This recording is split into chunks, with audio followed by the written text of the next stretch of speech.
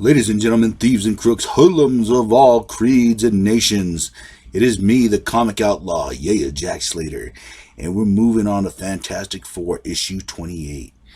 Yes, and it has some of the big stars. So a few villains, the Mad Thinker, Puppet Master, the awesome android, and of course the original X-Men. The X-Men, the original set. Now let's start this off. Thing is actually carrying a statue of himself that he absolutely finds magnificent while everyone's reading the newspaper and kind of reading the story about the X-Men, this new team that kind of popped up out of nowhere. And they're also reading about what the United States considers the mutant menace, Magneto, basically the Brotherhood of Evil Mutants.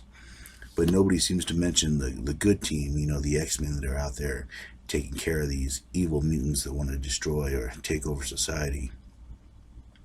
Now, Thing kind of mentions that Allison, his girlfriend's a better sculptor than her stepdad, the Puppet Master, which, kind of hurts her a little bit since the Puppet Master's kind of an evil dude.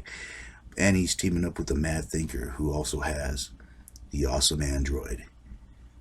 Invention of Reed's that the Mad Thinker took over and used for his evil purposes. And now they have a team up, giving him a radiation suit because this is more powerful. You see, the Puppet Master uses clay to make these puppets. This clay is actually more powerful than the stuff that he's used to, hence the suit.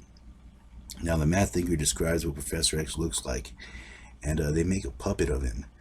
And they're trying to take over his mind, but he's resisting because he's the most powerful telepath on the earth. But with more clay, more radiation, and more power into the puppet, they're able to temporarily take over his mind.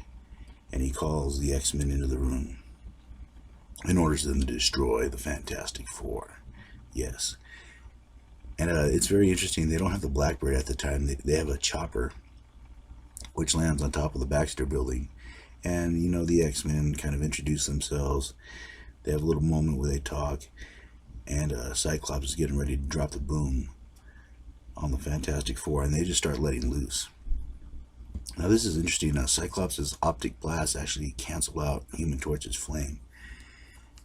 Fascinating. And of course, Marvel Girl tries to move around the statue, or Jean Grey. She's had different names over the years, and it ends up breaking. So this means war for Thing. And he's trying to smack her around, but she catches him off balance. And Archangel takes advantage of the situation and grabs Sue Storm. Iceman kind of chains her up, kind of putting her out of the game while the fight continues. And this isn't the seasoned X-Men. They've only been around for probably a few months. So they've had training, but they're not that good. They're not that polished. And the Fantastic Four has had a lot more experience. They've worked more together as a team, and they know how to use their powers more.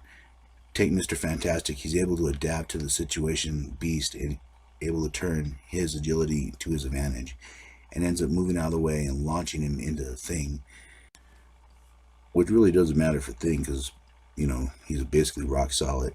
He kind of knocks Beast to the side, grabs Jean Grey, and Iceman begins to ice him up, just doing whatever he can to stop him, while Cyclops is firing at this device that Reed has, trying to force Reed to surrender, Either surrender or I blow up the device. We blow up the building, we blow everyone else up. And Reed agrees to this, and they free Thing from his ice prison. And of course, they decide to take Sue as a hostage. They end up getting back in their helicopter and taking off. And now they're kind of wondering what's going on, but Reed has a plan. He's decided to follow them. And it's interesting here because they just moved Ben's girlfriend out of the way. They didn't want to hurt her. And this is where Reed decides that they're not violent. And they're doing this for some reason. And they need to find out exactly why. So they end up landing on this island, where Professor X actually tells them where to be. And then he tells them to attack the Fantastic Four again. Which the X-Men are kind of shocked, The Fantastic Four, after all, are the good guys. But the fight ensues. It starts up again. And, of course, the rumble proceeds. And as Cyclops is about to get clobbered by Thing, he ends up falling through a hole. And then this weird thing comes out of nowhere and tangles Reed up. Like one of those taffy machines. And as Sue Storm's kind of fighting Jean Grey, they notice these missiles come out of nowhere and tangle up both Sue Storm and Johnny Storm. So they're neutralized, out of the way.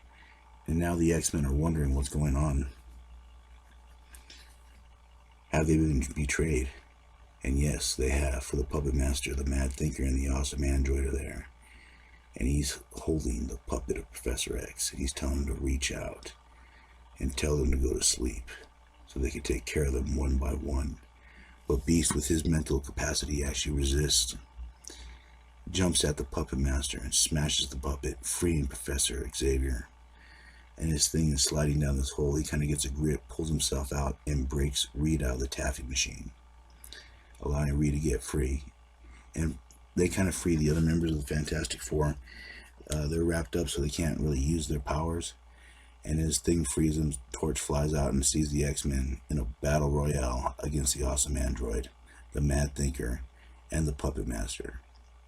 Well, not really the Puppet Master. He's trying to run away. He really doesn't have any physical powers. And he lost his puppet, so he's pretty much no good. But the awesome android, on the other hand, can absorb power. So he's kind of holding his own against both the X-Men and the Fantastic Four. And they're kind of looking for a way to neutralize him. His thing takes him on, which is a good thing and a bad thing, because like I said, the android does absorb abilities, and he's become as strong as the thing, if not stronger. Professor X wakes up and he is pissed.